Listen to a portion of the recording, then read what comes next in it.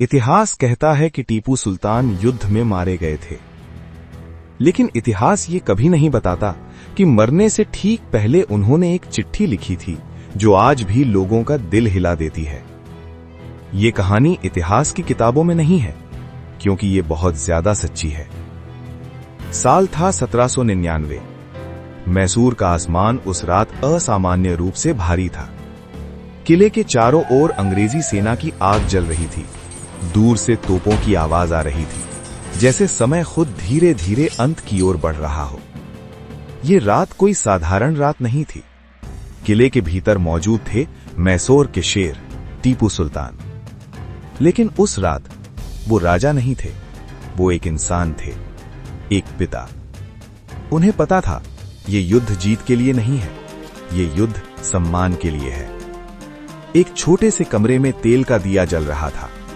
उसकी मध्यम रोशनी में टीपू सुल्तान एक साधारण लकड़ी की मेज के सामने बैठे थे। उनके सामने खुला हुआ एक कागज था, हाथ में एक कलम।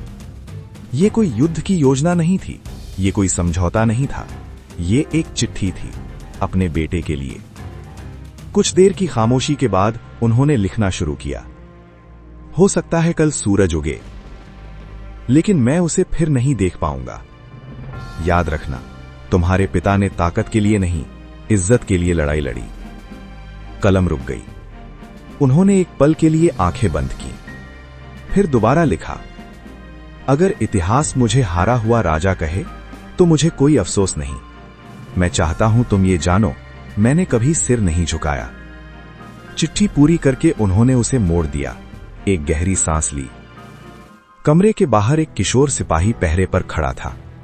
उम्र मुश्किल से 16 साल। चेहरे पर थकान थी, लेकिन आंखों में डर नहीं, आंखों में जिम्मेदारी थी।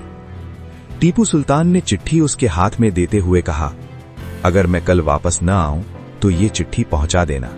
ये सिर्फ कागज नहीं है, ये मेरा विश्वास है। लड़के ने कुछ नहीं कहा, सिर्फ सिर हिलाया, क्योंकि कुछ लम्हों में शब्दों की जरूरत नहीं होती। अगली सुबह सूरज उगा और उसी के साथ युद्ध शुरू हो गया। धुआं, आग, चीखें। टीपू सुल्तान युद्ध के मैदान में उतरे, आखिरी सांस तक लड़े।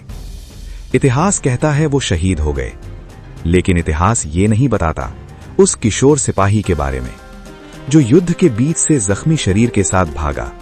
दिनों तक भूखा, लहूलुहान पैरों से चलता हुआ वो सिर्फ एक चीज बचाकर रखे था, वो चिट्ठी।